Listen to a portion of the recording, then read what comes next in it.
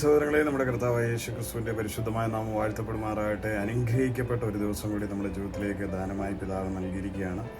ഈ ദിവസം നമുക്ക് ദൈവത്തിനെ മഹത്വപ്പെടുത്തിക്കൊണ്ട് നമുക്ക് ആരംഭിക്കാൻ കഴിയട്ടെ. സ്തോത്രം ചെയ്തുകൊണ്ട്, കർത്താവ് ചെയ്ത ഉപകാരങ്ങൾക്ക് നന്ദി പറഞ്ഞുകൊണ്ട്, സ്തോത്രം എന്ന യാഗം അർപ്പിച്ചുകൊണ്ട് നമുക്ക് ഈ പ്രഭാതം ആരംഭിക്കാം. സ്തോത്രം, സ്തോത്രം, സ്തോത്രം, സ്തോത്രം, സ്തോത്രം. കർത്താവെ, അവിടുന്ന് ഞങ്ങളെ നടത്തുന്ന വിധങ്ങൾക്കായി സ്തോത്രം, സ്തോത്രം. ഹല്ലേലൂയ. സ്തോത്രം. നമുക്ക് ഇന്ന് ഗലാത്യർക്ക് എഴുതിയ ലേഖനം 6-ാം അധ്യായത്തിൻ്റെ 9-ാമത് വാക്യമാണ് നമ്മൾ വായിച്ച് പ്രാർത്ഥിക്കാൻ പോകുന്നത്. Galatians chapter 6:9. നന്മ ചെയ്യുകയാൽ നാം അടുത്തു പോകരുത്, തളർന്നു പോകാഞ്ഞാൽ തക്ക സമയത്ത് നാം കൊയ്യും. നന്മ ചെയ്യുക, അതാണ് നമ്മളെ പറ്റിയുള്ള ദൈവത്തിൻ്റെ ഇഷ്ടം. ഒരു ദൈവ പൈതലിനെ പറ്റി ദൈവത്തിൻ്റെ ഇഷ്ടം നമ്മളിൽ നിന്ന് നന്മ പ്രവൃത്തി ഉണ്ടാവുള്ളൂ. ദോഷമായിട്ടൊന്നും നമ്മൾ ചെയ്യരുത്. കാരണം നമ്മുടെ പിതാവ് ദോഷമായി ഒന്നും ചെയ്യുന്നതല്ല, അല്ലേ? നമ്മുടെ പിതാവ് ദോഷമായി ഒന്നും ചെയ്യില്ല.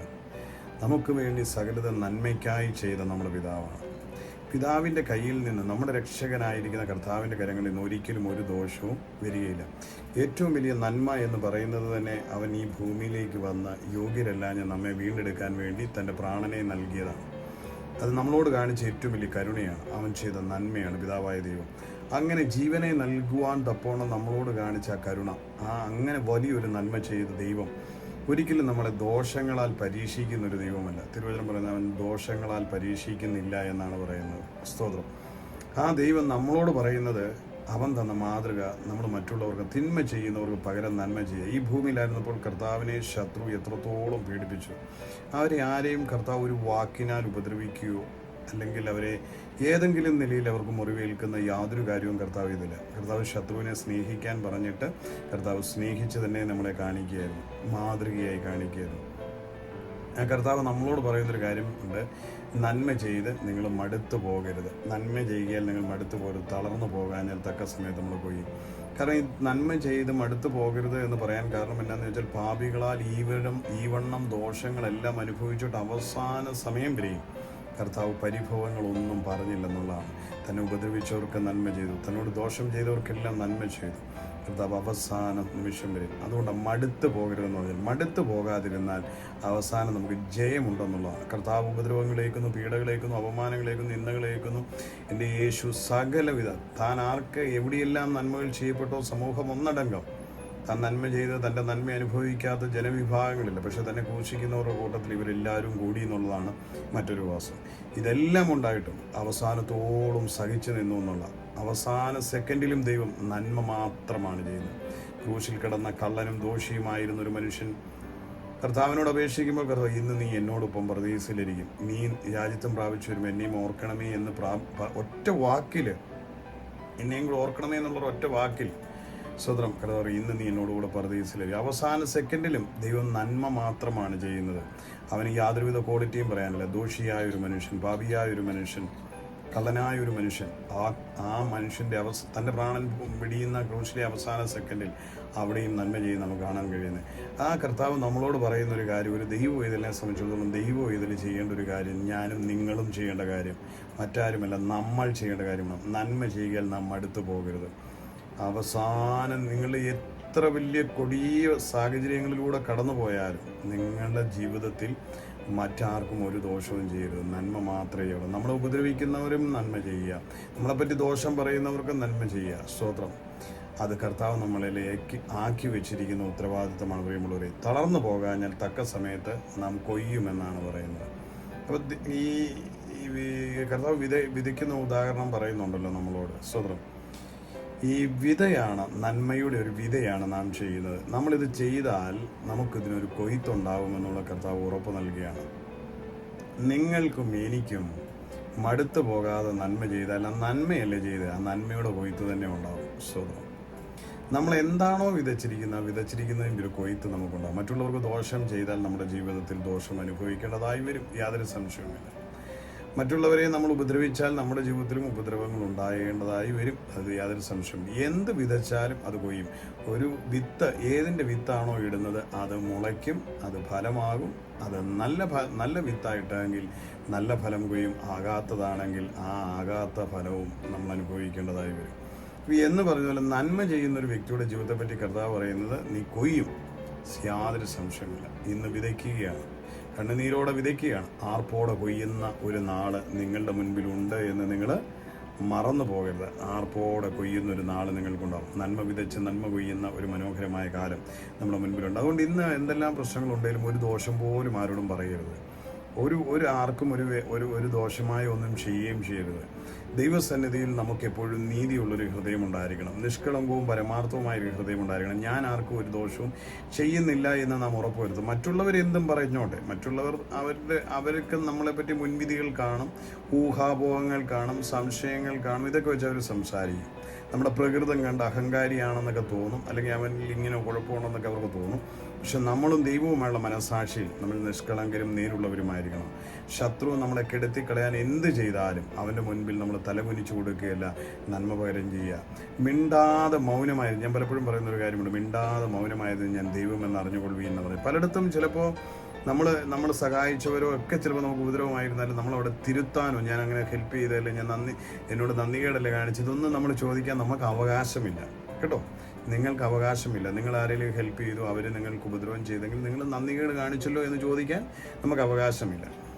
നമ്മൾ ചെയ്തത് അവർക്ക് വേണ്ടിയല്ല, ക്രിസ്തുവിന് എന്നവണ്ണമാണ് ചെയ്തത്. അത് എങ്ങനെ ചെയ്താൽ നമുക്കതിനൊരു പ്രതിഫലമുണ്ട്, ഒരു കൊയ്ത്തും ഉണ്ടാവും. അപ്പോൾ അതുകൊണ്ട് നിങ്ങൾ ആർക്കാ ചെയ്തത് എന്നുള്ള വിഷയമല്ല സ്തോത്രം, നിങ്ങൾ എന്തിനെ ചെയ്തു എന്നുള്ളതാണ് വിഷയം. ക്രിസ്തു നിമിത്തം ചെയ്തു എന്നുള്ളതാണ് വിഷയം. എന്ത് ചെയ്തു എന്നുള്ളതാണ് മറ്റൊരു വിഷയം. നന്മ ചെയ്തു എന്നുള്ളതാണ് വിഷയം. ഇങ്ങനെയാണെങ്കിൽ എന്ത് ചെയ്തു, എങ്ങനെ ചെയ്തു, എന്തിന് ചെയ്തു എന്നുള്ളതൊരു പരമപ്രധാനമായ കാര്യമാണ്. കർത്താവിന് വേണ്ടി ചെയ്തു, നന്മ ചെയ്തു, അങ്ങനെ ഉണ്ടെങ്കിൽ നിങ്ങളുടെ ജീവിതത്തിൽ ഒരു കൊയ്ത്തും അതിനകത്തുണ്ടായിരിക്കും, യാതൊരു സംശയമില്ലാത്ത കാര്യം. അതുകൊണ്ട് ഈ പകൽക്കാലം എന്നെ കാണുന്ന ഈ പ്രഭാതത്തിൽ എന്നെ കാണുന്ന എല്ലാ പ്രിയപ്പെട്ടവരോടും നന്മ ചെയ്യുകയാൽ മടുത്തു പോകാതെ ചെയ്യുന്നതിനെ പറ്റി ഒന്ന് ഉത്സാഹിപ്പിക്കുകയാണ്. ഇത്രയും ദിവസം ചെയ്തിട്ടും നിങ്ങൾക്ക് അവിടെ നിന്ന് കിട്ടിയത് റിജക്ഷനാണ്, മുറിവാണ്, അപമാനമാണ്, ഒരു അംഗീകാരവും നൽകിയിട്ടില്ല. നിങ്ങൾ നിർത്തിക്കളയരുത്, മടുത്തു പോകരുത്, ചെയ്തുകൊണ്ടേയിരിക്കണം. ആരുടെയിൽ നിന്ന് ഒരു അവാർഡ് കിട്ടിയിട്ടില്ല, ആരും നിങ്ങളെ പരിഗണിച്ചിട്ടില്ല, ആരും ഒരു പ്രോത്സാഹനവാക്കും പറഞ്ഞിട്ടില്ല. പക്ഷെ നിങ്ങൾ കണ്ടിന്യൂ ചെയ്തുകൊണ്ടേയിരിക്കണം. നിങ്ങൾ ചെയ്യുവാനുള്ളത് നന്മ ദൈവം പറഞ്ഞതാണ്, അത് നമ്മൾ നന്മ ചെയ്തുകൊണ്ടേയിരിക്കുക. ബാക്കി ഇതിൻ്റെ പ്രതിഫലം തരുന്നത് സ്വർഗത്തിൽ നിന്നാണ്. ഈ ഭൂമിയിൽ ആരുമല്ല ഇതിന് പ്രതിഫലം തരുന്നത്. നമ്മൾ വിതച്ചതെടുത്ത് നമുക്ക് പ്രതിഫലം കിട്ടുന്ന നമ്മൾ അനുഭവിച്ച ആളിൽ നിന്നല്ല, സ്വർഗത്തിലെ ദൈവമാണ് പ്രതിഫലം തരുന്നത്. അത് മുൻപിൽ കണ്ടുകൊണ്ട് വേണം നാം ഏത് കാര്യവും ചെയ്യാൻ. അതിന് മേളത്തെ വാക്യങ്ങളിൽ പറയുന്നത്, ജഡത്തിൽ വിതയ്ക്കുന്നവൻ ജഡത്തിൽ കൊയ്യും, നാശം കൊയ്യും. ആത്മാവിൽ വിതയ്ക്കുന്നവൻ ആത്മാവിൽ നിത്യജീവനെ കൊയ്യും. ആത്മാവിൽ വിതയ്ക്കുക. ആത്മാവിൽ എന്ത് ചെയ്താലും ഹൃദയത്തിൽ നിന്ന് ചെയ്യുക, ആത്മാവിൽ ചെയ്യുക, ദൈവത്തിന് എന്നവണ്ണം ചെയ്യുക, ക്രിസ്തുവിന് എന്നവണ്ണം ചെയ്യുക. ഞാൻ എപ്പോഴും പറയും, ഏത് കാര്യം ചെയ്തും കർത്താവിന് എന്നവണ്ണം ചെയ്യണം. സ്വതം നമുക്ക് സ്വതം മറ്റുള്ളവരോടൊരു ഇമോഷനിലായിരിക്കരുത്. സ്വതം നമ്മളുടെ ചുറ്റുവട്ടങ്ങളിൽ നമ്മളെ സ്നേഹിക്കുന്നവരും പരിപാലിക്കുന്നവരും ഒക്കെ കാണും. പക്ഷേ ആ ഒരു സ്നേഹബന്ധത്തിൻ്റെയോ അല്ലെങ്കിൽ നമുക്ക് തമ്മിലുള്ള റിലേഷൻഷിപ്പിൻ്റെ ബലത്തിലൊന്നും അല്ല നമ്മൾ ആരെയും ഇത് ചെയ്യേണ്ടത്. ക്രിസ്തുവിന് എന്നവണ്ണം ആയിരിക്കണം ചെയ്യണം. ഇപ്പോൾ ഒരാൾ എന്നെ പരിഗണിച്ചുകൊണ്ട് ഞാൻ പരിഗണിക്കുന്നു എന്നുള്ളതല്ല. കർത്താവിന് എന്നവണ്ണം എന്നെ അവഗണിച്ചാലും പരിഗണിച്ചില്ലെങ്കിലും ഞാൻ ചെയ്യാനുള്ളത് ഞാൻ ചെയ്യണം. നന്മ അവർക്ക് വേണ്ടി ചെയ്തിരിക്കണം. അത് സ്വർഗമാണ് അതിൻ്റെ പ്രതിഫലം തരുന്നത്. അപ്പോൾ അങ്ങനെ നന്മ ചെയ്താൽ നമുക്കൊരു കൊയ്ത്തുണ്ടാകും എന്ന് പറയുകയാണ്. നാം കൊയ്യും, മടുത്തു പോകാതിരുന്നാൽ തക്ക സമയത്ത് കൊയ്യുമെന്നാണ് പറഞ്ഞത്.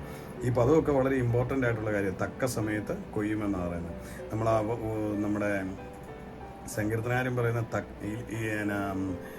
ആറ്റരീത്ത് നട്ടിരിക്കുന്നതും തക്ക കാലത്ത് ഫലം കായ്ക്കുന്നതും ഇലവാടാത്തതുമായ വൃക്ഷം പോലെ ഇരിക്കുന്നു. തക്ക സമയത്ത് ഫലം കായ്ക്കുമെന്ന് പറഞ്ഞാൽ നിങ്ങൾക്കത് അനുയോജ്യമായ, നിങ്ങൾക്ക് ആവശ്യമായ, നിങ്ങൾക്ക് നീഡ്ഫുൾ ആയിരിക്കുന്ന ആ ഒരു ടൈമിൽ അത് ഫലം പുറപ്പെടുവിക്കും.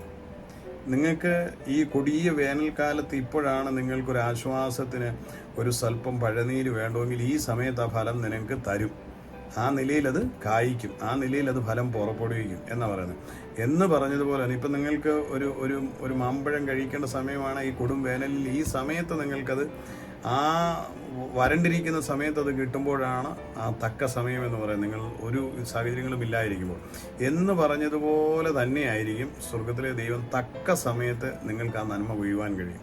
എന്ന് നിങ്ങൾ വിതയ്ക്കപ്പെടുന്നതിൻ്റേത് അങ്ങനെ നിങ്ങൾ കൊയ്യാൻ കഴിയും. അത് സ്നേഹമാകട്ടെ, സമ്പത്താകട്ടെ, പ്രോത്സാഹനങ്ങളാകട്ടെ, നല്ല വാക്കുകളാകട്ടെ, മറ്റുള്ളവർക്ക് ഒരു റെക്കമെൻഡ് അല്ലെങ്കിൽ കൈത്താങ്ങൽ എന്തുമായിക്കോട്ടെ, ഏത് നിലയിലായിരുന്നാലും വിതകൾ ക്രിസ്തു യേശുവിൻ എന്നവണ്ണമാണ് ചെയ്യുന്നതെങ്കിൽ നിങ്ങളും നിങ്ങളുടെ തലമുറകളിലും അനുഭവിപ്പാനിടയായി. അപ്പോൾ മടുത്തു പോകാതിരിക്കാൻ പ്രത്യേകം ഓർക്കുക. തക്ക സമയത്താണ് നാം കൊയ്യുന്നത്. എപ്പോഴും കൊയ്തുകൊണ്ടിരിക്കുക എന്നുള്ളതല്ല. വയലിൽ വിതച്ച് കഴിഞ്ഞാൽ വിതയ്ക്കുന്നതിൻ്റെ പിറ്റേ ദിവസം തൊട്ട് കൊയ്യുവാണ്, അല്ലല്ലോ. അത് വിളഞ്ഞു, കതിര് വന്നു, വിളഞ്ഞു, അതിന് പാകമായി, അന്നേരമാണ് കൊയ്ത്ത് മെഷീൻ ഇറക്കി കൊയ്യുന്നത് എന്ന് പറഞ്ഞതുപോലെ അതിൻ്റെ ഒരു തക്ക സമയത്ത് നിങ്ങൾക്ക് കൊയ്ത്ത് അനുഭവിപ്പാൻ കഴിയും. ഇത് വിതയുടെ കാലമാണെങ്കിൽ വിതച്ചോണം. കണ്ണുനീരോടെ വിതച്ചു ആർപ്പോടെ കൊയ്യാമെന്നാണ് പറയുന്നത്. സ്തോത്രം. സ്വർഗ്ഗത്തിലെ ദൈവത്തിന് മഹത്വം. നമുക്ക് കണ്ണുകളെ അടയ്ക്കാൻ പ്രാർത്ഥിക്കാം. പ്രിയമുള്ളവരെ, കരുണാസമ്പന്നനായ ഞങ്ങളുടെ സ്വർഗീയ പിതാവേ, ഞങ്ങളുടെ പുത്രൻ ഞങ്ങളുടെ രക്ഷിതാവുമായ യേശുവിൻ്റെ നാമത്തിൽ തിരുവസനിലേക്ക് പ്രഭാതം കടന്നു വരികയാണ്. എന്നെ കാണുന്ന പ്രിയമുള്ളവരെ ഞാൻ അനുഗ്രഹിക്കുകയാണ്. അനുഗ്രഹം ഒരു വിധേയാണല്ലോ കർത്താവേ. അതുകൊണ്ട് ഞാൻ പിതാവേ അങ്ങയുടെ നാമത്തിൽ, യേശുവിൻ്റെ നാമത്തിൽ എന്നെ കാണുന്ന ഓരോ പ്രിയപ്പെട്ടവരെയും അനുഗ്രഹിക്കുകയാണ്. കർത്താവേ, ഓരോ തലമുറകൾ അനുഗ്രഹിക്കട്ടെ, കുടുംബജീവിതം അനുഗ്രഹിക്കട്ടെ, വരുമാനങ്ങൾ അനുഗ്രഹിക്കപ്പെടട്ടെ, അവരുടെ ആത്മീയ ജീവിതത്തിൽ അഭിവൃദ്ധിയും അനുഗ്രഹവും ഉണ്ടാകട്ടെ. തിരുരക്തം കൊണ്ട് അവരെ മറയ്ക്കണമേ, ദൂതന്മാർ കാവലായി നിൽക്കണമേ. കർത്താവെ, ഞങ്ങളുടെ ഈ ഭൂമിയിൽ കർത്താവ് ഏൽപ്പിച്ചിരിക്കുന്ന ഉത്തരവാദിത്വം വിശ്വസിയോടെ ചെയ്യുവാൻ ഞങ്ങളെ പ്രാപ്തരാക്കണമേ എന്ന് പ്രാർത്ഥിക്കുന്നു. ജീവിതത്തിൻ്റെ വിവിധ പ്രതിസന്ധികളിൽ നിന്ന് കേൾക്കുന്ന പ്രിയപ്പെട്ടവർക്ക് ആശ്വാസവും തണലുമായി അങ്ങയുടെ സാമീപ്യം ഇറങ്ങണമേ എന്ന് പ്രാർത്ഥിക്കുന്നു. കുഞ്ഞുങ്ങളുടെ എക്സാമൊക്കെ കഴിഞ്ഞു വരികയാണ്. കർത്താവ് എഴുതുന്നതിലെല്ലാം പൂർണ്ണ വിജയം കൊടുക്കണമേ. പ്രതീക്ഷകളോടെ എഴുതിയിരിക്കുന്നു. അത് നോക്കുന്ന ടീച്ചർമാർക്ക് നല്ല റിസൾട്ട് ചെയ്യുവാൻ തപ്പണവരെ സഹായിക്കണമേ. അതുപോലെ തന്നെ കുഞ്ഞുങ്ങൾക്ക് ഇനി എഴുതി തീർക്കുവാനുള്ള വിഷയങ്ങൾ അനുഗ്രഹമായി എഴുതി തീർക്കുവാൻ സഹായിക്കണമേ എന്ന് പ്രാർത്ഥിക്കുന്നു. അതുപോലെ ജോലി സംബന്ധമായി ബന്ധപ്പെടുന്നവരും ഭാരപ്പെടുന്നവരും ഒക്കെ ഉണ്ട്. അവർക്ക് വേണ്ടി സ്വർഗ്ഗത്തിലെ ദൈവം ഒരു വഴിയും വാതിലും തുറക്കുന്നതിനായി സ്തോത്രം. ദൈവത്തിൻ്റെ മഹത്വം അവരിലേക്ക് ഉണ്ടാകേണ്ടതിനായും പ്രാർത്ഥിക്കുന്നു. പിതാവേ, അങ്ങയുടെ കരങ്ങളിൽ ഏൽപ്പിച്ച് അനുഗ്രഹിക്കുകയാണ്. കർത്താവ് ഈ പകൽ ഏറ്റവും അനുഗ്രഹവും മനോഹരവുമാക്കി തീർക്കട്ടെ. കർത്താവ് ഇന്ന് പകൽ എൻ്റെ പ്രിയ സുഹൃത്ത് കർത്താവ് ബിനോയ് പാസ്റ്റർ മമ്മിയുടെ ഷോണറിലുണ്ട്. സുഹൃത്തിലെ ദൈവാനുഗ്രഹമായ സാഹചര്യങ്ങളെ തീർക്കണമേ. കൂടി വരുന്നവരെല്ലാം അനുഗ്രഹിക്കണമേ. ശാന്തവും ഉചിതവുമായി ഇത് ചെയ്തെടുക്കാൻ പ്രാപ്തിയും ബലവും കൊടുക്കണമേ. കൂടി വരുന്ന ജനത്തിന് മേലെല്ലാം തിരുസാന്നിധ്യം ഉണ്ടായിരിക്കണമേ എന്നും പ്രാർത്ഥിക്കുന്നു. സുഖാർത്ഥരായ കുടുംബങ്ങളെ ആശ്വസിപ്പിക്കണമേ എന്നും പ്രാർത്ഥിക്കുന്നു. കർത്താവെ, ഇന്ന് ഓൺലൈനിൽ കാണുന്ന ഞങ്ങളുടെ ഓരോ കുടുംബങ്ങളെയും സഹോദരങ്ങളെയും എല്ലാം പേരുപേരായി അനുഗ്രഹിച്ച് പ്രാർത്ഥിക്കുന്നു. ഞങ്ങളുടെ ചാനൽ വണ്ണിൻ്റെ ഓരോ മീറ്റിങ്ങളെ അനുഗ്രഹിക്കുന്നു. കുടുംബ പ്രാർത്ഥനയ്ക്കായി പ്രാർത്ഥിക്കുന്നു. സ്തോത്രം ചെയ്യുന്നു. ഫാസ്റ്റിംഗ് പ്രയർ, ഈ മാസം അവസാനം നടക്കാനുള്ള ഫാസ്റ്റിംഗ് പ്രയർ ഓർത്ത് പ്രാർത്ഥിക്കുന്നു. കർത്താവെ, അതിനോടൊപ്പം നടക്കേണ്ട കൺവെൻഷനായും സ്തോത്രം ചെയ്യുന്നു. ദൈവത്തിൻ്റെ കൃപയും കരുതലും പ്രാപ്തിയും എല്ലാം അതിന്മേൽ ഉണ്ടാകേണ്ടതിനായും പ്രാർത്ഥിക്കും. ഉള്ളങ്കരങ്ങളിൽ തിരികുകയാണ്. സകലവിധ നന്മകൾ കൊണ്ട് നിറയ്ക്കണം. ഐശ്വര്യമായി ഞങ്ങളെ അനുഗ്രഹിക്കണം. കർത്താവിൻ്റെ കരങ്ങളിൽ ഏൽപ്പിക്കുന്ന ഈ പ്രഭാതം ഏറ്റവും അനുഗ്രഹമായി തീരേണ്ടതിനായി ഒരിക്കൽ കൂടി പ്രാർത്ഥിക്കുന്നു. നന്മ ചെയ്യുവാനുള്ള വരം ഞങ്ങൾക്ക് തരണമേ. നന്മയെ ഇത് മടുത്തു പോകാതിരിക്കാൻ ഞങ്ങളെ ശീലിപ്പിക്കണമേ. ഞങ്ങൾക്ക് തക്ക സമയത്ത് അത് കൊയ്ത് ദൈവത്തെ മഹത്വപ്പെടുത്തുവാനും ഇടയാക്കണമേ എന്ന് പ്രാർത്ഥിക്കുന്നു.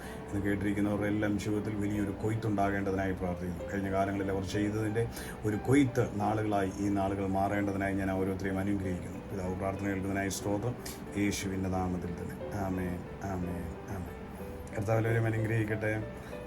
വൈകിട്ട് എല്ലാ ദിവസവും നമുക്ക് കുടുംബ പ്രാർത്ഥനയുണ്ട്. നിങ്ങൾ പ്രത്യേകം ജോയിൻ ചെയ്യാൻ താല്പര്യമുള്ളവർ ജോയിൻ ചെയ്യണമെന്ന് ഓർപ്പിക്കുന്നു. അതുപോലെ തന്നെ നമുക്ക് ഇന്ന് പകലെ നമ്മുടെ പ്രിയ സഹയാത്രികൻ, സ്നേഹിതൻ, നമ്മുടെ ബിനോയ് പാസ്റ്റർ, അദ്ദേഹത്തിൻ്റെ പ്രിയ മാതാവ് വേർപെട്ടു. ഒരു വലിയ അനുഗ്രഹീതമായ മിഷണറി കുടുംബമാണ്. വലിയ കഷ്ടതയിലൂടെ കർത്താവിനെ ഉയർത്തിയ ഒരു തലമുറയാണ് അവരുള്ളത്.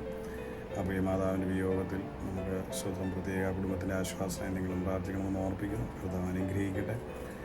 അതുപോലെ തന്നെ സ്വതം നമ്മുടെ പ്രയർ റിക്വസ്റ്റുകൾ സെൻഡ് ചെയ്യാൻ ആഗ്രഹിക്കുന്നവരെ വാട്സപ്പിലൊന്ന് ടെക്സ്റ്റ് ചെയ്യാനും മറന്നുപോകരുതെന്ന് ഓർപ്പിക്കുന്നു. അതുപോലെ സാക്ഷ്യങ്ങൾ പങ്കുവയ്ക്കാൻ ആഗ്രഹിക്കുന്നവരുണ്ടെങ്കിൽ തീർച്ചയായിട്ടും നിങ്ങളൊന്ന് വാട്സപ്പിൽ കോൺടാക്ട് ചെയ്താൽ നമുക്കത് സാക്ഷ്യങ്ങൾ നമ്മുടെ ചാനലിലൂടെ ഇത് ചെയ്യാൻ പറ്റും. അത് പ്രത്യേകം ഓർപ്പിക്കുന്നു. അതുപോലെ നമ്മുടെ ചാനൽ സബ്സ്ക്രൈബ് ചെയ്യാത്ത ആരെങ്കിലും ഉണ്ടെങ്കിൽ നിങ്ങളൊന്ന് സബ്സ്ക്രൈബ് ചെയ്യുകയും ഒന്ന് ഷെയർ ചെയ്യുകയൊക്കെ ചെയ്യുവാൻ പ്രത്യേകം ഓർപ്പിക്കുന്നു. കർത്താവ് നിങ്ങളെ എവരെയും അനുഗ്രഹിക്കട്ടെ. God bless you. Love you dear all. നിങ്ങളുടെ പ്രിയ സഹോദരൻ മാത്യു.